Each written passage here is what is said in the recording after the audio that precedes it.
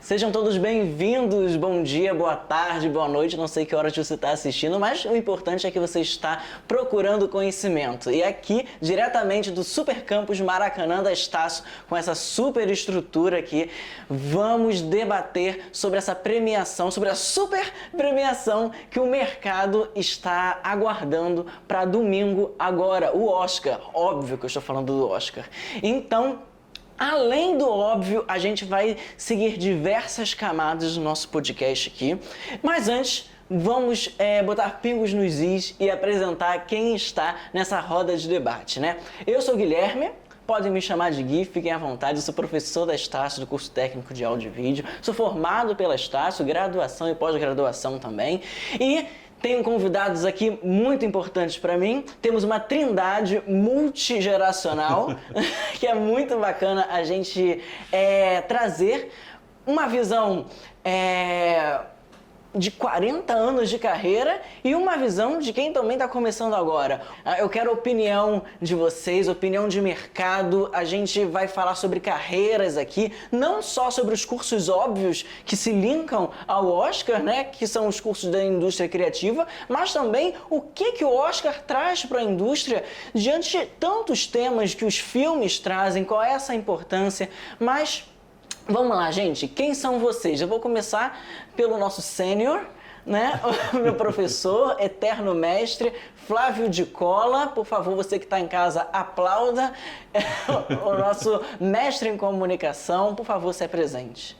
Obrigado aqui pelas palavras gentis, mas eu devo dizer que você, na verdade, ensinou mais do que eu passei para você. Eu sempre digo que os meus alunos sou muito mais gratos a eles do que eu propriamente como professor. E nós vamos ver isso, observar isso, analisando os filmes que hoje serão colocados em pauta aqui. Mas falando um pouquinho sobre a minha carreira de várias décadas, né, um pouquinho mais de 40, eu sou formado em cinema, na década de 70, o cinema, o mundo era completamente diferente. Trabalhei algum tempo no cinema paulista na época, depois eu enveredei na publicidade, no cinema publicitário, desenvolvi uma carreira totalmente voltada para a publicidade, para assessoria de imprensa, jornalismo, assessoria de comunicação para grandes empresas, e um dia eu resolvi, já no Rio de Janeiro, fazer um mestrado. Estava depois de 30 anos, né, 30 e poucos anos de carreira, você precisa se reciclar. Por isso que a volta à universidade é muito importante. Você se vicia, se você ficar décadas, muito tempo no mercado, você se vicia. Então, a volta à universidade, eu já com 40 e poucos anos, voltei a estudar novamente para me reciclar. E foi lá que eu conheci um diretor da Estácio, que estava fazendo doutorado, e me convidou para ser professor da Estácio. Eu jamais imaginei que seria professor um dia, né? Ele viu em mim uma certa vocação, porque a gente fazia trabalho juntos, defendíamos trabalho juntos, e lá fui eu, né? Depois de defender a minha dissertação de mestrado, ser professor da Estácio, e descobri uma vocação inteiramente nova, a qual me dediquei 17 anos seguidos da Estácio, até me aposentar. Entre aspas, né? Porque eu estou aqui trabalhando com vocês. Então, eu tenho essa carreira dupla, né? No mercado audiovisual, propriamente dito, em que eu passei por tudo, né, desde a década de 70, e essa atividade de docência, da qual me orgulho muito. Isso é muito inspirador, de Cola. Essa busca por conhecimento constante, não importa a idade, você se renovar, você se reciclar. E foi um pouco o que aconteceu com o Wesley também, meu aluno, porque já era formado, né, em jornalismo. Conta pra gente um pouquinho da sua trajetória. Bom dia, boa tarde, boa noite também, não só para quem está aqui, mas para os espectadores também. E sim, eu comecei no jornalismo, né, há alguns anos atrás, acho que 2000 e alguma coisa, 2000 bolinha. Comecei no jornalismo, fiz MBA em marketing digital e, enfim, tudo isso me levou ao audiovisual, por incrível que pareça. Eu não comecei no cinema, né, eu não comecei no audiovisual, assim, eu comecei no jornalismo, eu fui aos poucos, né, a partir de algumas aulas ali de fotojornalismo, roteiro, TV, eu fui ali entendendo e conhecendo mais sobre o audiovisual e curtindo e gostando, e naturalmente fui me aprofundando e fui pesquisando até chegar no técnico de produção áudio-vídeo, que, né, o Guilherme ministrou extremamente bem, foi assim essencial para o meu olhar hoje, que era mais técnico e hoje é um pouco mais artístico, é muito mais criativo na realidade. Então foi mais ou menos essa trajetória que foi me levando, e eu cheguei na Estácio e agora estou retornando, né, depois de formado, que é sensacional. E eu não esperava também ter o convite e ter essa experiência, que é muito legal, que assim é enriquecedor, né, demais, assim, e eu espero conseguir colocar algumas gotinhas de água nesse mar todo de conhecimento. Vai ser muito legal e é isso que a Estácio proporciona, experiência sempre. E falando em experiência, né, estamos passando por uma experiência sensacional no nosso mercado internacional, que é ter um filme concorrendo 4 categorias do Oscar, um filme nacional em 4 categorias do Oscar. Eu acho que ele vai ser um dos principais e mais falados aqui, além dos outros, né? Então, assim, eu tava até brincando aqui nos bastidores, né?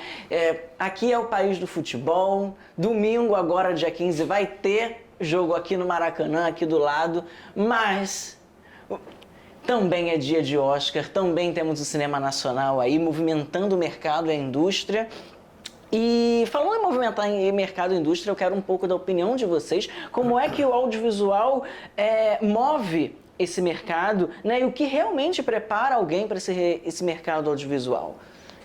Bom, não sei se vocês se lembram do Festival do Rio do ano passado, que tem a parte de mercado, né? O marketing, o Rio Marketing. E no Rio Marketing foram reunidos vários executivos, várias pessoas que trabalham no audiovisual brasileiro, e lá apareceram números fantásticos sobre o papel, o peso do audiovisual na economia brasileira, né? Então, por exemplo, o audiovisual brasileiro, ele gera muito mais emprego do que a própria indústria automobilística. É incrível falar isso. E cidades como Rio de Janeiro, principalmente, e São Paulo, né, a atividade da economia criativa, na qual o audiovisual se insere, essas atividades são responsáveis, no caso do Rio de Janeiro, por 5% do PIB de todo o estado do Rio de Janeiro e 4 e pouco do estado de São Paulo, que são as 2 principais economias do país. Então nós vemos o poder, a potência desse mercado, não só no Brasil, mas, por exemplo, que ainda é relativamente menor do que nos Estados Unidos ou na França, na Itália, que tem grandes mercados, grandes indústrias desenvolvidas, ou na própria China, né? Então, a economia criativa, ela é o futuro, é um dos cenários de empregabilidade e de possibilidades de desenvolvimento pessoal e profissional das novas gerações. Ai, que legal, que legal. Eu vejo essa flexibilidade, essa abrangência no audiovisual, que tem gente que pensa que audiovisual é só quem fez cinema, quem fez jornalismo ou o próprio curso audiovisual, mas eu falo que é de gastronomia a direito. Moda. Todos os cursos, todas as vocações se encontram no audiovisual, por uma produção, né, de um filme, de uma série, games. Então, desde a comida para o elenco da produção, até os contratos, até a administração e logística, né? Wesley, para você, como é que é esse mercado audiovisual? Olha, então, na realidade, eu acho que o audiovisual, ele abrange hoje muita coisa, muito por conta também do acesso que nós temos hoje a novas câmeras mais baratas, mais acessíveis, novas lentes, novas tecnologias, novas marcas, né? Então, assim, isso acaba que dissemina, não só em termos de qualidade, mas naturalmente ali de experimentos. vamos dar um passinho para trás e vamos entender um pouco a história do Oscar, que nasceu ali na década de 20, né? E como é que foi essa evolução até hoje? O que mudou? Eu vejo, dando um spoiler aqui da minha opinião, uma abertura de relações internacionais, sabe? Você, do curso de Relações Internacionais, você tem que ficar ligado nessa parte política também do audiovisual, porque é um pouco dos bastidores do Oscar, né? Eu acho que o Dicola tem esse know-how para contar pra gente desse Não é histórico. porque eu estive lá, eu sou já idoso, mas não estava na origem do Oscar, que foi em 1927, o primeiro filme, Asas, cuja premiação ocorreu em 28. Né? Esse filme Asas, até hoje, é um belíssimo filme, recomendo a você, da nova geração, assistir. É um filme que se passa na Primeira Guerra Mundial e todo filmado dentro dos aviões da época, num esforço incrível de cinematografia. Então, durante os primeiros anos da cerimônia do Oscar, a tônica era, na verdade, um encontro social da colônia cinematográfica instalada em Los Angeles. Então, era realizado num hotel, um banquete, discursos e algumas premiações assim. Era uma cúpula só? Era uma panelinha? Panelinha seria um termo assim pejorativo, porque essa panela era bem grande já, né? A Hollywood já tinha desbancado a França como a principal produtora cinematográfica Mas mesmo do assim, mundo. muito focado Na colônia. Exatamente. A gente chama colônia cinematográfica ou a indústria. Depois nós temos o auge. Mas estadunidense. Estadunidense exclusivamente. Não havia muitas categorias, né? Havia 4 ou 5 categorias principais. Depois nós temos o auge, né? A Hollywood clássica, que são os anos 30, 40 e 50.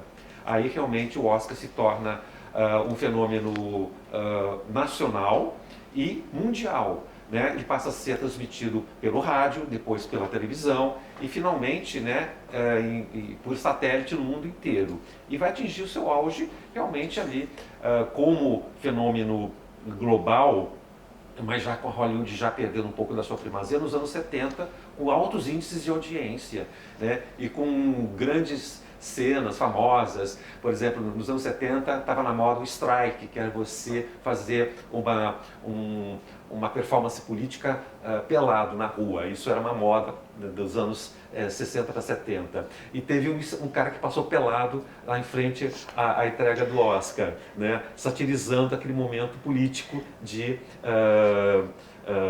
bem típico da época. Teve a famosa entrega do Oscar para Marlon Brando, que se recusou a ir, recebeu o prêmio e ele mandou então uma índia, né? Uma índia recebeu o prêmio por ele, porque ele estava defendendo os direitos indígenas. Só que a Índia não era a Índia, na verdade, ela não era uma indígena, ela era uma atriz. Era algo caricato ali. Bem caricato não, mas ela não era assim, né, uma autêntica...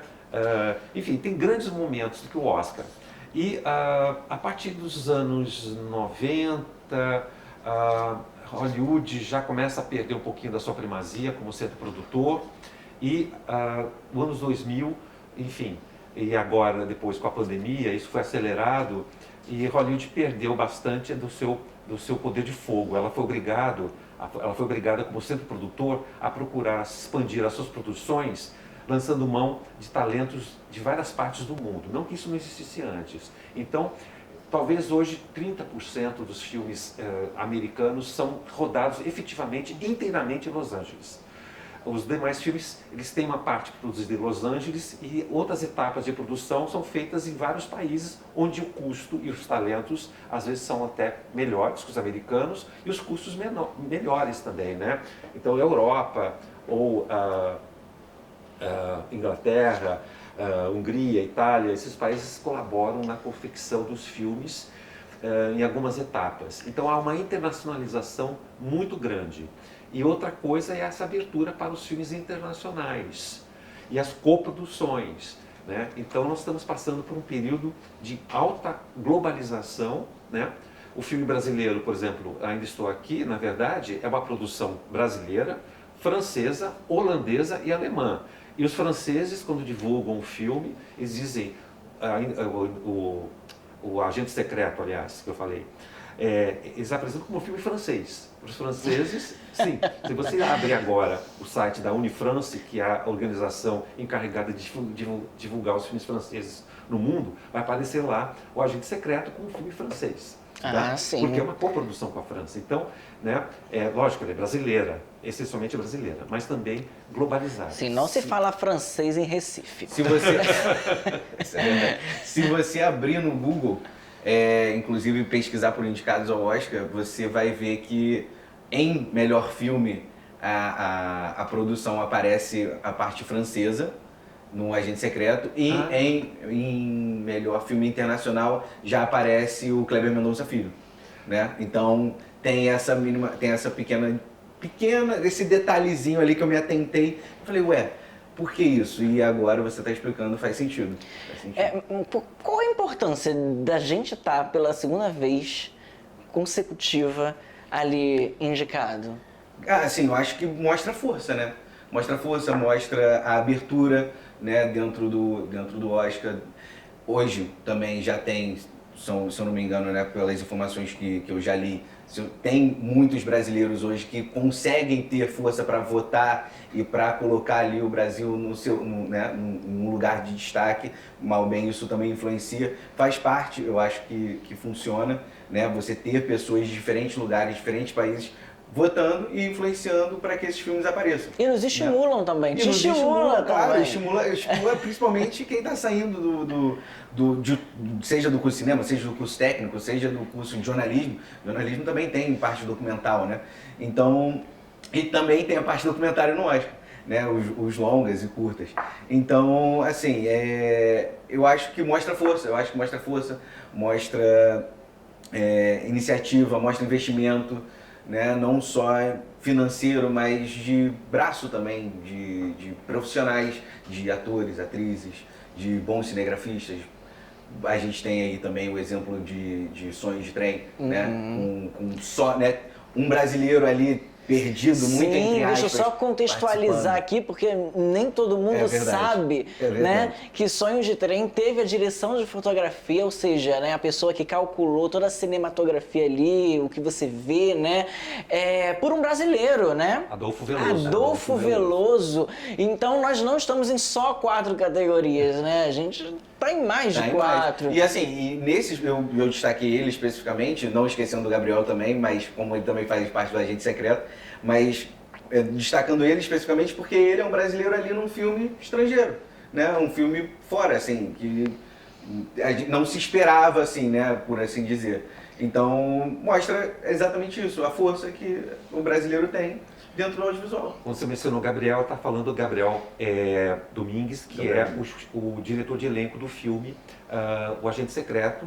E pela primeira vez nós estamos concorrendo nessa categoria de produção ou direção de elenco. É uma categoria nova, né? Estamos estreando junto com a categoria. Sim, sim. E é uma categoria muito importante porque valoriza não só o protagonista e o coadjuvante, mas o elenco inteiro, o elenco de apoio, né, as participações especiais, mas também, falando em backstage, falando em bastidores, os produtores de elenco, né, os preparadores de elenco que estão ali lidando com todo o personagem, o cara crachá do personagem com o ator, né, e a atriz. E isso é muito importante, você selecionar a dedo, você ver o que dá match, né?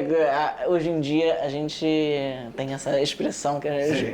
E essa atividade de você gerir ou dirigir o elenco é terrível, não é só na questão do match no set ou na identidade do ator com os personagens, mas administrar um contrato de dezenas de atores, agendas, situações várias que aparecem na administração de pessoas que vão interpretar os personagens. É uma atividade muito difícil, muito complexa e altamente estressante e merecia assim uma categoria. Com certeza. Eu passei por isso no técnico de produção de vídeo e assim, particularmente falando, produção não é a minha área favorita assim para eu atuar, mas é incrível a capacidade que eles têm de fazer acontecer. É isso, acho que é exatamente isso. É fazer acontecer de forma organizada, a ordem do dia não vai sair do nada, entendeu? Precisa ter alguém ali para fazer, precisa ter alguém ali para planilhar, precisa ter alguém para organizar, para pensar em tudo, né? Então, assim, a parte de produção realmente é essencial. Produção no geral, a logística, né? Quem faz o curso de logística, inclusive, se liga que o mercado audiovisual precisa de você. Então, assim, falando agora nas categorias propriamente ditas, a gente já está puxando aqui, vocês conseguiram assistir todos os filmes? Não, sim. Vocês concordam com essa distribuição de categorias? Porque, assim, para mim, é como se eles estivessem fazendo uma prova em sala de aula, né? O Oscar é o TCC do mercado audiovisual. Então, assim, quero saber um pouco da opinião de vocês, até questão de acessibilidade mesmo, porque o grande público às vezes não consegue acessar todos esses filmes, né? Por que isso acontece? E vamos falar das principais categorias, vocês podem discordar, mas vamos trazer essa análise técnica para cá. Eu acho interessante falar dos 10 concorrentes, né? Que o número de concorrentes a melhor filme variou durante muito tempo ao longo da história do Oscar, mas agora parece que a Academia estabeleceu definitivamente 10 concorrentes. É claro que fica muita coisa de fora, ninguém vai chegar a um acordo geral, é impossível isso. Então nós temos que entender que qualquer premiação tem suas limitações, as suas, digamos, injustiças, entre aspas, mas o que está acontecendo nesse Oscar não tem muita novidade em relação às premiações anteriores. Então muitos criticam a hegemonia do filme Pecadores, que está com 16. Você não achou too much? Você não achou exagerado? Em 1959, Ben-Hur concorreu a 11, 12 categorias, numa época que tinha muito menos categorias. Então esse filme foi muito mais hegemônico do que... E isso se repetiu em outros filmes ao longo... O Vento Levou, ou até nos anos 60, 70, sempre teve filmes... Mas você acha que realmente Pecadores está aos pés de Ben-Hur e o Vento Levou? Não, você não... Aí já seria uma questão muito subjetiva. Você tem que entender o momento que nós passamos, né? Nós estamos falando de 2025, 2026.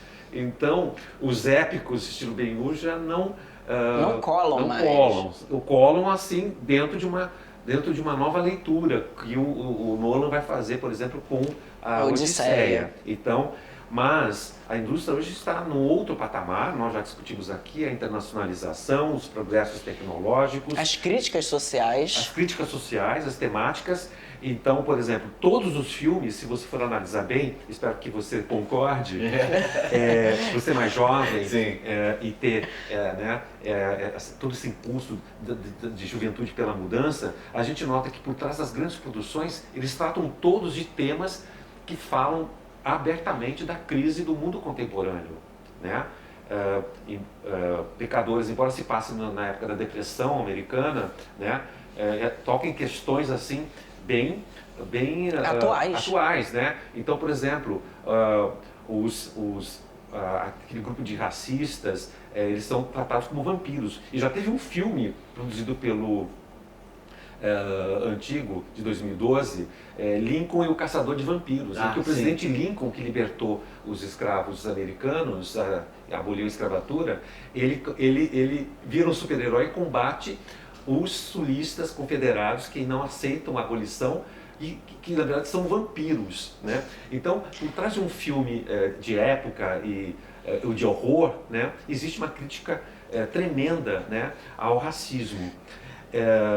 Você tem também uma batalha após a outra.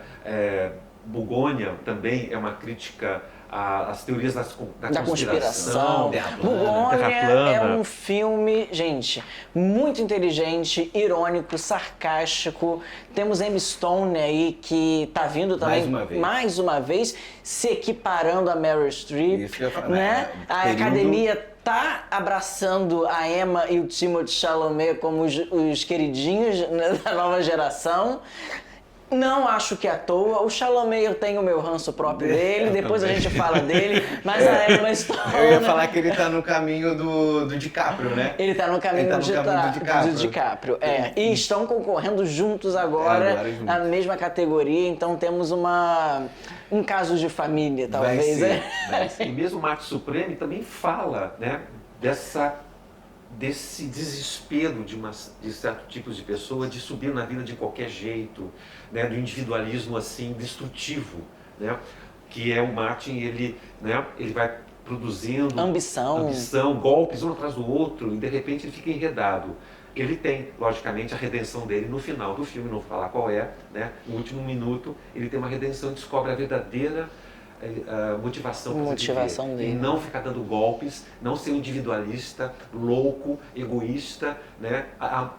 Amoral, como é o personagem. Então, se você pegar todos os filmes candidatos ao Oscar, até o Sonhos de Trem, que é a sua opinião, fala das mudanças sociais, comportamentais, culturais, que o mundo está sofrendo de uma forma violenta, inesperada, acelerada. Além de uma questão territorial, é uma questão humana também que o cinema traz, um olhar próprio para o ser humano. Então a galera de psicologia, né, a gente tem filmes muito psicológicos, muito sobre essa complexidade do que é ser humano. Então o próprio Sonhos de Trem, o valor sentimental, tá aí pra gente ter Bugônia também, mas a gente tem uma sessão de terapia com esses filmes que a gente pode ter essa análise antropológica do ser humano, né? O Sonhos de Trem trata-se sobre construção, perda e reconstrução, né, mental, vamos dizer assim, luto, né? Valor sentimental é um caso de família, é uma retratação entre pais, filhas, essa aproximação por diferentes filhas de um pai egoísta. Né?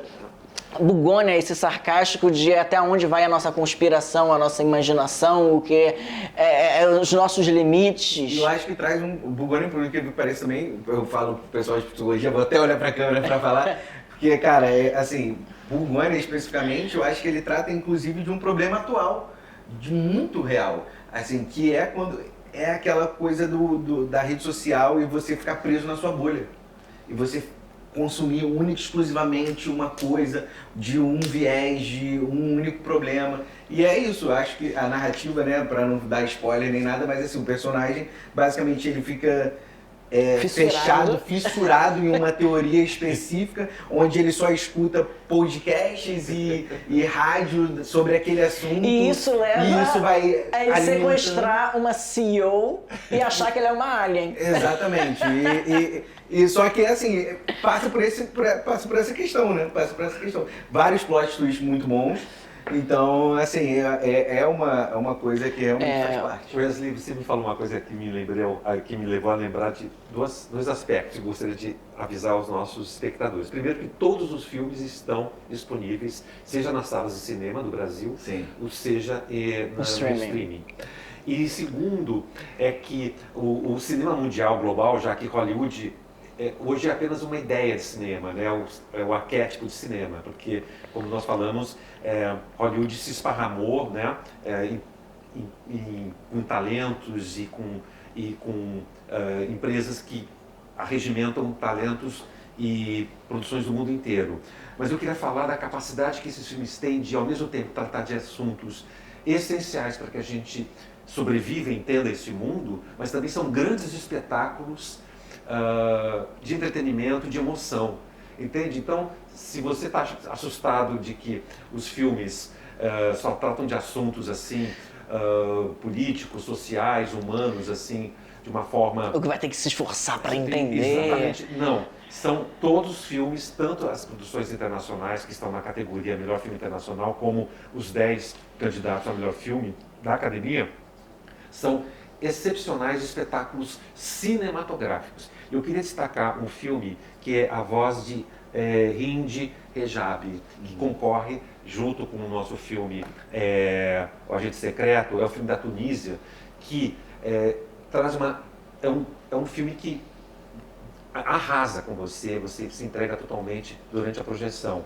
Ele junta a voz daquela menina que foi bombardeada dentro do carro com os pais, que morrem em Gaza. Eles aproveitaram o áudio dela, original da menina, que ela acaba morrendo, ela não consegue ser socorrida, e a partir desse áudio eles criaram, ficcionalizaram, né, toda a tentativa de acudi-la, né, de tirá-la daquela situação em que ela se encontrou. Ela estava em Gaza, foi atingida por um míssil, a família morreu na hora e ela ali usa o telefone do pai, da mãe, da tia que estavam lá para ligar com a instituição que faz resgates no meio dos escombros. E durante o filme inteiro você ouve o diálogo entre essa instituição chamada Crescente Vermelho e a menina, né? Como mandar a ambulância. Deve ser muito emocionante, então, muito mistura, forte. Você falou em técnicas novas, né? Você usar um áudio original de uma menina que vai morrer no final do filme, com a ficcionalização do que aconteceu nos escritórios do Crescente Vermelho. Então, é uma mistura de documentário com drama, né?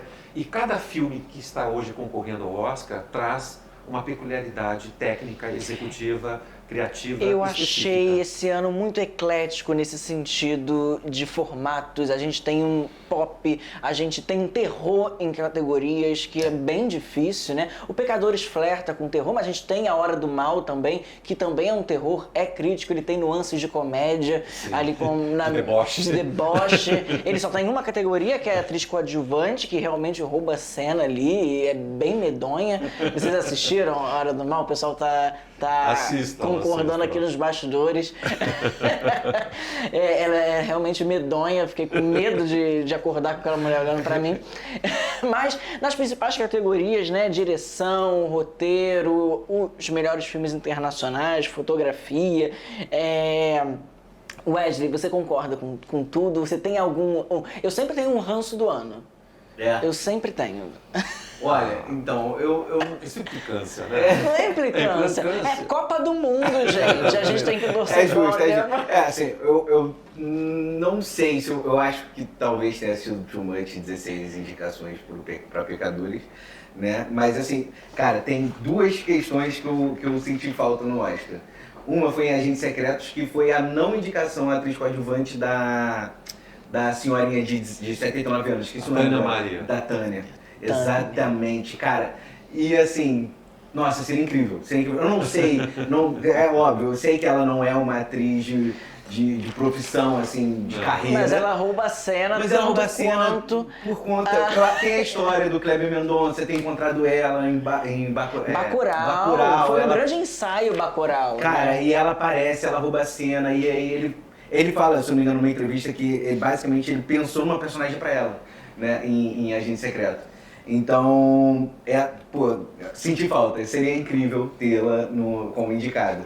E eu não sei em termos, e aí fica até uma dúvida pra você, que é em relação a regras do Oscar. Porque, por exemplo, uma atuação que me chamou muita atenção e eu fiquei fascinado foi a do Hamlet em Hamlet, do personagem. Hamlet em Hamlet.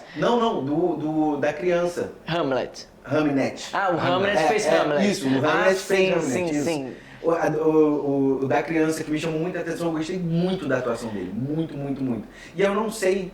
Né, E eles são irmãos, né? São, tem. As crianças. São. E aí eu não sei se pode indicar a criança, não sei como é que isso funciona. O quarto de Jack estava aí para isso. Né? Sim, inclusive na velha Hollywood tinha um mini Oscar, né? Havia muita coisa, aqueles infantis anos 30, 40. Eu vi que a Judy Garland ganhou, Mickey Rooney ganhou, mas é um Oscar pequenininho, né? Igual que você tem na sua casa. Mas na verdade, o processo de votação ele se desenvolve da seguinte forma: você tem todas as 23 categorias, né? Que são profissões, né? Do audiovisual. Aqueles inscritos, né, são 10 mil integrantes, né, votantes, são 11 mil membros da academia e 10 mil votantes. Esses 10 mil votantes, eles votam na sua categoria, na primeira etapa, que é na etapa de indicação. Quem são essas pessoas? Elas vêm de todas dessas 23 áreas, ou 21 áreas de atividade cinematográfica, para vocês verem a quantidade de profissões necessárias para... É uma teia, uma teia, né? Isso para não falar da parte publicitária, de promoção, enfim, né? Isso não é uma categoria artística. Aí, essas votações setoriais, elas geram, né, os indicados finais. E aí, que a gente viu lá em janeiro. Sim, havia 15 filmes, a melhor filme, existia uma quantidade enorme de documentários, até entrou o filme da Petra Costa, brasileiro, né, mas ela foi limada depois entre os 5. Aí na fase de final, né, de finalização, são aqueles que irão comparecer na cerimônia, nessa etapa voltam todos de novo, os votantes. Os 10 mil votantes, eles votam em todas as categorias, não mais naquela área, né? E aí, né, as categorias mais numerosas de integrantes da academia, como os atores e atrizes, né, é um número muito maior de diretores de fotografia. Então, por isso que a votação do sindicato dos atores e atrizes, ela é um indicador muito forte para onde vai os prêmios. Por isso que Pecadores subiu quando, né, esse sindicato premiou o Pecadores. Porque a quantidade de votantes, de atores e atrizes é muito grande. E o Wagner Moura está ali, no meio. O Wagner Moura é um dos 100, eu acredito que ele são pode 100 votar brasileiros. no próprio filme. Pode, eu vi que pode. Agora, a única categoria que há um controle estrito na votação é de filme internacional. As pessoas que votam nessa categoria têm que ter assistido um filme internacional. Porque muitos filmes não conseguem por serem internacionais, chegar, né? Então, por isso que tem uma outra atividade importante, e para quem vai para o mercado audiovisual é importante avisar isso, é a capacidade de promover os seus filmes. Então, por exemplo, como tem esse filme da Tunísia, ou filme brasileiro, né, há uma necessidade de um esforço assim, hercúleo para promover. Nós vimos o trabalho da Fernanda Torres o ano passado. Ela falou que estava cansada de fazer escova. Isso, ela parecia uma aeromoça, ela falou que parecia uma aeromoça.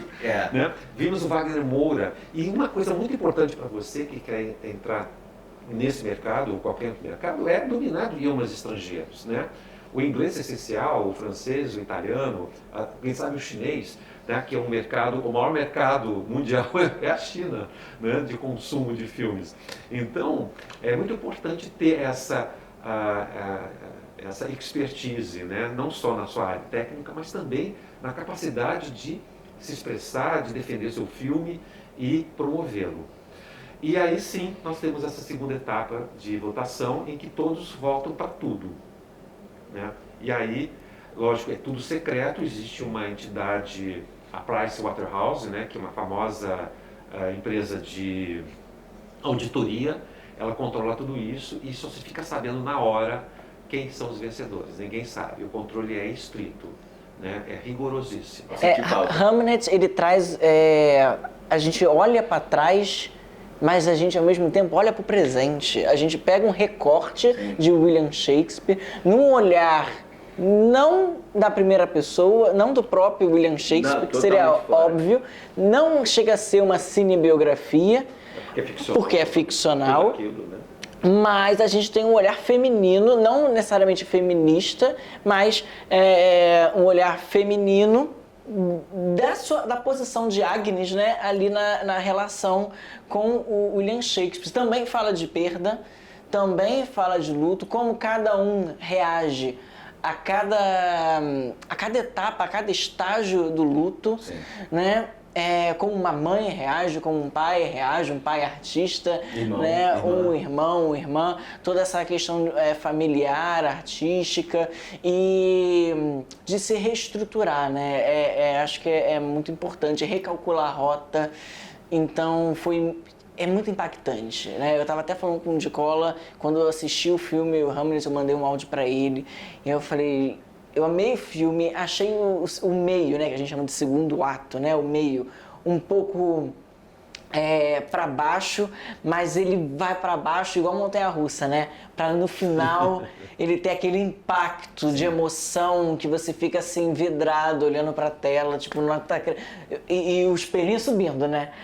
E a atuação incrível A atuação incrível, que eu acho que ela leva. Também acho. Ela tira de Emma Eu Stone. concordo. Ela tem ganho o prêmio, ela tem pegado os prêmios com as duas mãos, né? Porque ela já ganhou vários prêmios importantes e provavelmente vai. Eu acho também, vai eu acho engolir esse também. prêmio. A Emma Stone, eu comentei isso, é porque no caso dessa categoria de melhor atriz, é que a Emma Stone já tá com uma régua muito alta, né? Ela meio que se estabilizou ali, você achou? Eu acho, não é estabilizou, mas assim, ela já chegou tão alto, assim, em atuações tão incríveis, que você olha assim e você fala, dá pra ir um pouquinho mais? Dá pra ir um pouco mais? Você já Sabe, espera eu uma acho que- surpresa. eu acho que também, pra elevar o nível, assim, eu acho, no caso dela, tem que ser alguns papéis mais específicos, né? De repente, muito voltado ali pra ela, apesar do filme ter a sua né, grande importância pra ela, no final das contas, ela raspa o cabelo e tudo mais. Só que é isso, eu acho que são os momentos, é o momento da atriz de Hamlet. Sim. E ela o papel dá ajuda. um tipo de entrega, de interpretação que o Oscar gosta de premiar, Que é a emoção, é o sacrifício, né? extravasar, gritar, e eu acho E que tem essa mensagem feminista no sentido de valorizar que por trás de um grande dramaturgo, talvez o maior da história do teatro ocidental, tem uma mulher que se sacrificou, que criou filhos, que incentivou o marido. As pessoas esquecem essas histórias, né, de renúncia que as mulheres na época tinham que fazer para que os seus homens fossem à frente. Então, o cinema também resgata tudo isso, né? Esse filme resgata tudo isso. E eu acho que mostra a força da Chloe Zhao também. Sim, a diretora. Sim, da Zâmbia, que é chinesa, né? Que é chinesa. É de Pequim, inclusive, e está lá militando no cinema americano. Em busca do segundo, porque ela já ganhou com Nomadland. Que é outro Nomadland, grande que é filme, outro né? filmaço. Que fala dos Estados Unidos atual, né? Sim. Que são os sem teto, né? Sim. A gente vê aqui no Rio de Janeiro, mas lá também a coisa está bem feia, né? Sem teto. Sim. Estão sem teto. Então, mas pra vocês, o Oscar, a academia, ela foca em quem mais emocionou, como Hamlet, ou quem mais entregou técnica igual Pecadores? Não, eu acho que no caso de Hollywood é impossível dividir dessa forma. No cinema mainstream, aquele cinema dominante, o grande cinema, seja de Hollywood ou global, tem que ter um casamento equilibrado entre ideias, aquilo que você pretende mostrar, contar, a emoção que isso provoca e a técnica necessária para que você produza todos esses efeitos, no pensamento e na emoção. Então, o filme perfeito, esses filmes que estão concorrendo, são filmes que atingiram esse grau de excelência, conseguiram reunir boas histórias, pertinentes, assuntos e temas que nos dizem respeito em qualquer parte do mundo, com emoção, colocando personagens verdadeiros e com uma técnica perfeita. Então, esse seria a fórmula, né, para você transformar conteúdo de qualidade em entretenimento. Nós falamos de uma indústria que movimenta bilhões de dólares no mundo inteiro. Então ela não pode se dar o luxo de ter prejuízo, mas também ela não pode ser medíocre. Então ela tem que conseguir reunir o melhor da técnica, o melhor dos roteiristas, das ideias e procurar as melhores histórias para a humanidade. E alguém de ciências contábeis para poder administrar tudo Administrar isso Com tudo. certeza, sem dúvida. Não à toa a gente, né, nós vemos que os 10 melhores filmes estão presentes em todas as categorias e Sim. é um reflexo disso, né? Então nós vamos ter, né, tirando Pecadores, que eu acho que são quase todas, são todas praticamente. Praticamente São todos. praticamente todas. Tirando mas o restante você vê ali em categorias técnicas que são muito importantes, né? Eu queria ressaltar uma coisa, não sei se é sua opinião, Wesley, você que tem uma geração mais irreverente que foi a minha, o tom humorístico e debochado, você falou nisso, é a mistura de gêneros. Muitos filmes têm um humor sádico, irônico, né? O próprio Pecadores, Uma Batalha Após a Outra. Uma batalha após a outra ironiza Bugônia. o próprio gênero. O próprio Sim. gênero, e mistura em baralho os gêneros, né? Sim. Nós temos Bugônia também, todos A Hora do trabalham Mal. com, né, esse olhar humorístico também sobre o mundo, sabe aquela risada nervosa que você dá diante de uma crise, né? Então, O Agente Secreto também tem muito humor, né? A cena de abertura, que todos conhecem, né? A perna peluda. A perna peluda. Teremos né? a perna peluda no Oscar, gente. Pra quem não sabe, é um folclore real, tá? Surgiu, muita gente assistiu Agente Secreto, não entendeu nada da perna peluda, e foi algo que rodou ali Nordeste, Recife. Eu fui atrás da informação, região. inclusive acaba com aquela. Volta naquela questão lá de conhecermos coisas de outros lugares, a nossa própria cultura, que o Brasil é muito enorme e às vezes a gente não perna conhece. peluda é tão medonha quanto a senhora da hora do mal, tá bom? Não, e a cena da perna peluda é uma loucura. Vou assim. mandar a perna peluda pro pessoal de estética pra fazer uma... Mas- O Max surpreende também, né? Tem um personagem irreverente, completamente maluco, enfim. Então vocês percebem que, agora eu estou falando para aqueles que querem seguir a carreira de roteirista, né? Busquem esses materiais dos lugares mais incríveis. Pode ser adaptação literária, como nós temos a categoria roteiro adaptado, pode ser uma ideia original, pode ser dentro de um ônibus, você observa um passageiro e dali você cria uma história, pode ser da sua própria vida, pode ser observando a natureza ou o noticiário, enfim. Esses roteiristas que levaram esses filmes a cabo, eles procuraram as histórias da sua aldeia, né? Mas com apelo universal, né? Então, todos os filmes, eles têm um tempo, um espaço específico, mas dizem respeito a todos nós.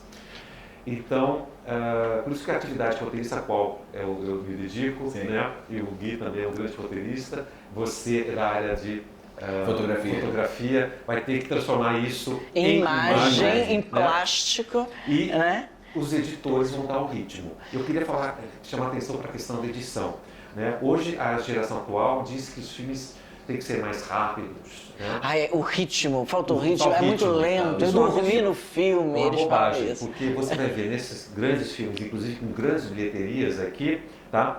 Com os mais diversos ritmos lentos, ritmos que depois aceleram, depois baixam de novo, ou filmes que começam no andamento louco do começo ao final, como Marte, como Fórmula 1, por exemplo, que também está na categoria... Acho que uma batalha após a outra também eu diria que tem um ritmo bem acelerado. Ininterrupto, né?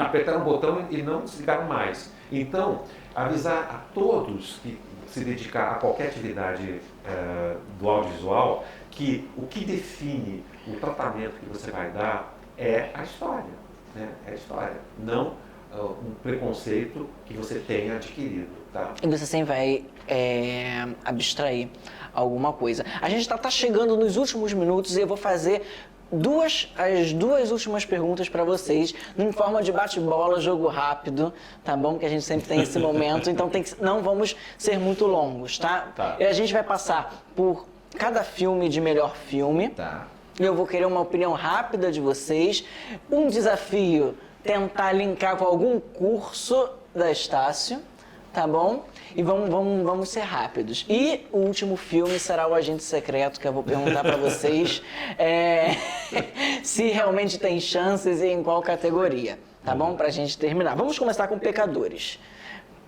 Alguém quer começar com essa? Com 16 indicações, é um filme em que você aprende todas as categorias e carreiras do audiovisual, né? É um filme que é um rolo compressor que mostra a conjugação perfeita de todos os departamentos de um filme. Por isso que tem 16 indicações. Eu sou um defensor desse filme. Eu linko esse filme com sociologia, filosofia e direito. É uma boa. História também, eu acho que passa. História boa. É legal. História fica bem bacana. Até mesmo o pessoal por incrível que pareça, de sonografia não, de Produção fonográfica. Produção fonográfica passa um pouco pela história do blues, né? Passa pelo blues também ali, então... Isso, nossa, muito boa. É algo que se conecta. Muito bom. Vocês acham que vai ganhar alguma categoria? Pra cravar, não é pra pode isso, pode aquilo. Essa daqui eu tenho certeza que leva. Uma de prêmios. Vai pegar... O produtor vai chegar assim, vai ter que levar um carrinho de feira. Você acha que ele ganha boa parte das 16? Fatalmente, sim. A não ser que seja uma tragédia, assim, mas isso nunca aconteceu no Oscar, assim. 16 candidaturas e não ganhar nada. Isso seria um terremoto. Sim. O valor sentimental, ele também, não em uma única locação, mas 90% traz a casa, né? Sim. Como personagem, como cenário. Então, pessoal de arquitetura, se você quiser olhar a casa como uma moldura, uma casa como personagem também, é muito, muito importante. Valor sentimental que não tá, né? Ah, não, tá sim, tá na categoria. A gente já pode então puxar o valor sentimental eu gosto aqui. muito desse filme. Eu acho que a atividade é roteiro, porque trabalha com muito texto, com muitas falas, né, com trocas orais entre os personagens. Então, para uma cultura que se quer totalmente audiovisual, esse filme vai contra essa tendência e prova que é um grande filme, tá? Então, é um filme interessante para o estudo do roteiro, para a carreira de roteirista, para não ter medo de usar palavras, né?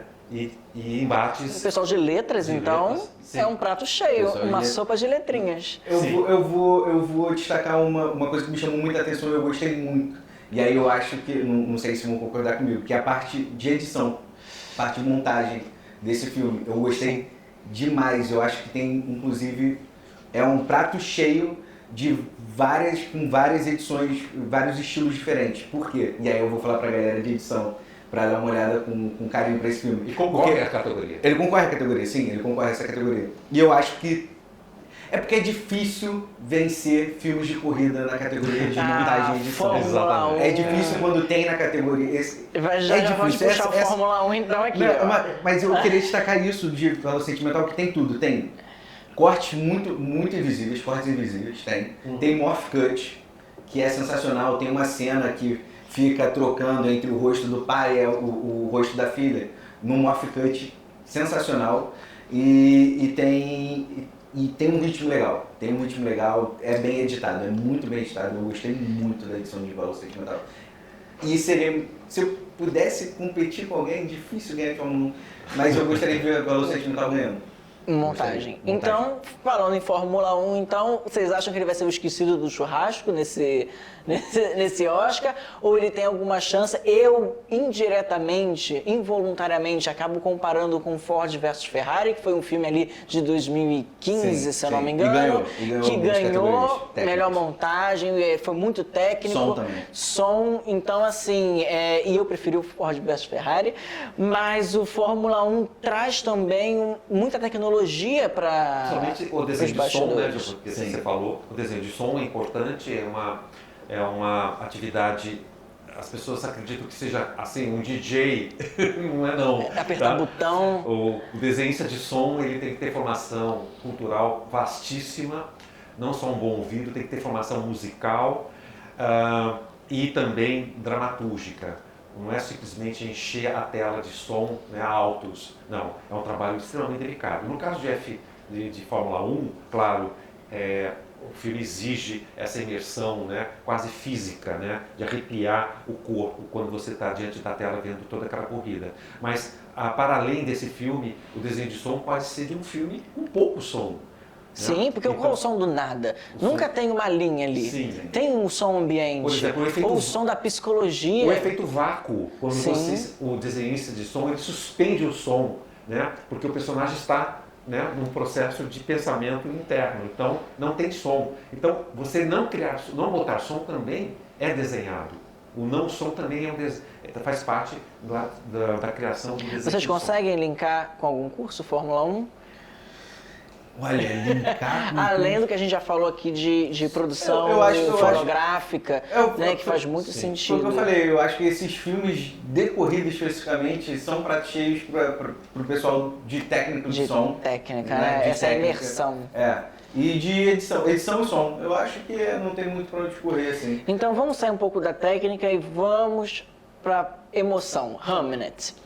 Hamnet, vocês acham que tem potencial para qual categoria e qual curso vocês linkariam com Hamnet? Eu colocaria isso também na área de roteiro, porque a roteirista, na verdade, acho que é baseada num romance, né? A própria Chloé teve a mão no roteiro da adaptação. De adaptação, então.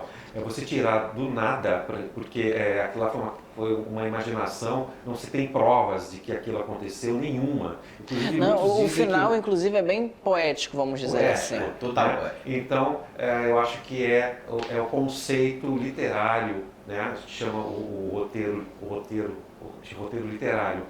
O conceito literário desse filme é tudo, né? Isso eu acho que está entregue à atividade roteirista, que eu acho que é uma das mais belas da atividade. Então você acha que roteiro Hamlet garante ali alguma Garante, coisa? ele é a gênese dessa ideia. Eu acho que ele tem adaptado à grande. categoria? Eu acho que Hamlet tem grande potencial ali na direção e melhor atriz. É um fortíssimo candidato. Se tivesse que cravar, eu cravaria nessas duas categorias, né? E se fosse para linkar com algum curso Hamlet, além do já citado de história, né, e Teatro. psicologia, teatro, artes cênicas, é puro, O figurino. sabe? E design de moda. É isso que eu né? ia dizer, Marco. Porque Lembrando que design de moda. ajuda a fazer figurino, né? Figurino não é moda, tá? A moda colabora para a criação dos figurinos. Eu acho que está concorrendo, inclusive, Está. a figurino. E Está. tem grande chance, eu acho. Eu acho que disputa bastante. É bem forte, é um candidato legal. E eu acho que é um bom candidato para o melhor filme. Hamlet, no caso. É essa a minha... Acho que melhor atriz. É porque eu admito que eu não assisti. Ficar num ping-pong Acho que ali. ele vai ficar num ping-pong, sendo sincero. Eu acho que ele tá correndo riscos. É porque ficou difícil pro Timothy, né? Assim, Timothée. Ah, ele é Timothée. francês, ele Verdade. morou na Não, mas ele é de origem França. Tá certo. Timothée. Ficou difícil concorrer com o B. Jordan, né? O Michael. E assim, vai ficar. Eu acho que se tem uma grande chance de categoria é essa. Assim, concorrendo. E falando aqui de ficar difícil, a gente vai ter que trazer um filme aqui que está nas categorias, mas eu sei que muita gente não gostou. E eu quero também o porquê de vocês, que muita gente não gostou. Se vocês gostaram, né? E fazendo o mesmo desafio aqui, que é Frankenstein. Guilherme Del Toro, dessa vez, deu uma rateada ou é uma questão de opinião? Eu acho que deu uma rateada e uma derrapada na curva. Né? Eu não gostei do filme, eu achei ele uma visão assim distorcida do romance. Questão estética, também exagerada. Sim. Porque Guilherme Del Toro, ele foca nessa Sim, necessidade eu- de produção, na direção de É um arte. diretor que eu admiro profundamente, mas esse filme realmente me desapontou profundamente. Eu achei a parte cenográfica, a direção de arte, assim, convencional, é o que se faz muito, né, dentro da visão de uma estética gótica, não tem nenhuma criatividade. Eu acho que o filme se perde na segunda parte, em que dá voz ao monstro. Enfim, o filme é cansativo. Tá? Então, Resumindo. você chegou a assistir ou nem quis dar o play? Não, eu assisti. Foi inclusive um dos primeiros. Estava disponível nas plataformas, foi um dos primeiros que eu assisti. Mas você assistiu direto ou ia na geladeira pegar alguma coisa? Olha, eu não lembro se eu parei nele. Boa pergunta. Porque no agora. cinema o filme assim Boa cansa. pergunta se eu parei. São 3 agora. horas. Mas realmente eu achei ele cansativo de qualquer forma, assim. E, assim, eu acho que não leva a nada. Então, gente, o recado aqui, não façam Frankenstein da sua vida, não... Pra gente já então pular pro Eu próximo. não sei, mas eu gostei muito do filme. Eu amei. Eu gostei muito do filme, eu acho que tem bons plots, mas assim, é porque ficou difícil, eu acho que ficou ok pra quantidade de filmes bons, enfim. Merece o holofote, mas tem outros Sim. que roubarão o brilho, né? A Emma Stone já é esperado ela fazer uma boa atuação, se sacrificar pelo personagem e tudo mais, isso que acontece, então, assim, se tem uma categoria ali pra concorrer, É melhor é atriz. melhor atriz. Tá? Sonhos de Trem a gente já falou aqui também, então já linkamos com alguns cursos, se vocês quiserem acrescentar algum outro curso, mas cravariam Sonhos de Trem, eu cravaria em direção de fotografia, Brasil. Não, eu tô torcendo por direção de fotografia, com certeza. Tipo assim, é uma Eu gostaria possibilidade. que ganhasse, afinal, né, o Adolfo Veloso fez um belíssimo trabalho, mas tem um fator academia, entende? Assim, a academia ela vai dar para um grande filme deles lá, daquela máquina. Pecadores, talvez, para melhor fotografia? Não sei se tem o poder né, de um grande... A Warner Bros. Ali está, né, tá dando as cartas, né? Então, tem aí a pressão de um grande estúdio por trás, né? Que está com 2 filmes Fortes. Forte. E tem essa parte do marketing 13 também. mais 16, com quanto? 39? Não. 13 mais 16 dá 29. 29 indicações dos 2 filmes da Warner Bros. Então ela tá ali. Tem essa parte do marketing também, né? Essa parte publicitária, de você vender o filme não Sim. só internamente para o mercado, mas para o público também, que tem uma certa voz, uma influência, que eu acho que é o que Sim. acontece aqui no Brasil. Acho que a academia se ligou que o Brasil faz burburinho, Então, a gente isso, dá audiência, a gente então dá eles valorizaram também por conta disso o nosso mercado. E chegamos em um agente secreto, né, gente? Vocês acham que a gente leva os 4? Não. Cravariam em alguma... Eu adoraria porque estabeleceria o cinema brasileiro, né, como um dos mais líderes, né, do audiovisual fora extra Hollywood. Mas eu acho que vai pelo menos um prêmio ou 2. Eu acho que leva... Vamos ser realistas. Acho que... Qual deles? Melhor filme internacional, tem Sirá, né, no pé, que é um belíssimo filme, mas eu acho que considerando o momento político que os Estados Unidos está vivendo agora, tá, a academia, ela sempre dá assim, alguns recados políticos. Eu acho que Agente Secreto daria esse recado político da Hollywood progressista, né, que é uma característica da indústria local. E Sirá também tem uma mensagem política embutida, mas o Agente Secreto ele mais, digamos, tem uma narrativa mais tradicional, clássica, ele é mais didático. Eu acho que ganha pelo menos o melhor filme internacional. Eu acho que... Qual a sua opinião? Minha opinião, sincera, eu tô torcendo muito pra ganhar os 4. Não, eu tô torcendo muito. Mas eu acho que não leva nenhum. Nenhum? Você acha que vai ser uma super decepção, assim, de expectativas? Super decepção. Super decepção Então, é muito forte. Você acender uma vela Expectativas. para nós.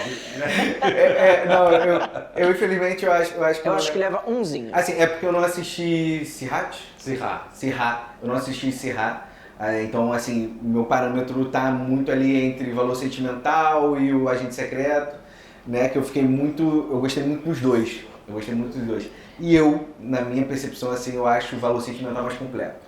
Assim, em termos, unindo roteiro, fotografia, técnica, edição, eu acho mais completo, de modo geral. É o favorito. Entendeu? Eu acho mais completo. Então a gente vai ficar sabendo domingo agora, né, gente? Dia 15. Antes, eu quero só fazer uma menção honrosa. Não é. Dia 15, Ah, tá. domingo agora, domingo agora. Está... Tá certo. É dia 15, tá certo. Está chegando aí. Então fechamos aqui, já falamos de todos os filmes, já passamos por todos os filmes. Queria só fazer uma menção honrosa aqui a 2 filmes que não foram citados, que tá concorrendo à categoria de melhor documentário e efeitos. Documentário é A Vizinha Perfeita, tá no streaming, que é uma vizinha, na verdade, nada perfeita. Então, a galera de investigação forense, o pessoal de direito vai se amarrar nesse documentário, tá? E o Ônibus Perdido também, que tem efeitos sensacionais, trabalha com fogo, trabalha com um elenco de crianças dentro de um ônibus, uma história real de um incêndio na Califórnia. Então, assim, muito legal pro pessoal que foca em ecologia também, pensar, ver esse filme e se deleitar com essa história. Bom, estamos chegando no final. Eu quero que vocês encerrem cada um com um recado também para quem está começando no mercado audiovisual ou no mercado no geral, né? Qual o filme que essa pessoa não pode deixar de assistir como estímulo e a sua mensagem final. Vamos começar com Wesley. Eu sou aluno egresso da Estácio, né? Estudei técnico de áudio e vídeo. E eu acho que a dica é estudar. Parece clichê, mas é porque... Por que eu digo isso? Porque muitas das vezes as pessoas procuram cursos rápidos, práticos, de uma semana, de horas. E não é isso que vai te dar a base. Você tem que experimentar, você tem que estudar. entende? Então, assim, eu acho que essa é a melhor dica possível. Você pode fazer um filme hoje com o celular, você pode fazer uma propaganda, você pode fazer um ensaio fotográfico, você pode fazer qualquer coisa. Com celular, com câmera, hoje já tem óculos com câmera. Então, é isso. Eu acho que entender como funciona toda a logística e toda a linha de produção do audiovisual. Desde a produção, que eu digo produção organizacional, quanto criação, quanto roteiro, quanto captação, enfim, eu acho que é isso. Acho que é a melhor dica que eu poderia dar, é uma dica que eu levo para mim e sempre está atualizado. Se você é editor, se atualize no software. Se você trabalha com operação de câmera, se atualize nas lentes, nas câmeras, nas marcas, e eu acho que é isso. Só estuda. Dicola, para encerrar. Bom, do alto dos meus 17 anos de passagem pela Estácio, que me deram assim grandes gratificações, eu diria o seguinte: cuidado com os coaches que estão por aí nas redes sociais, que ficam dando, como falou Wesley, pílulas, né? Que na verdade são pílulas de açúcar, não sabem para nada. Invista na formação sólida, uma formação universitária que conecte todos os departamentos do audiovisual ou de qualquer outra disciplina ou profissão. Tá?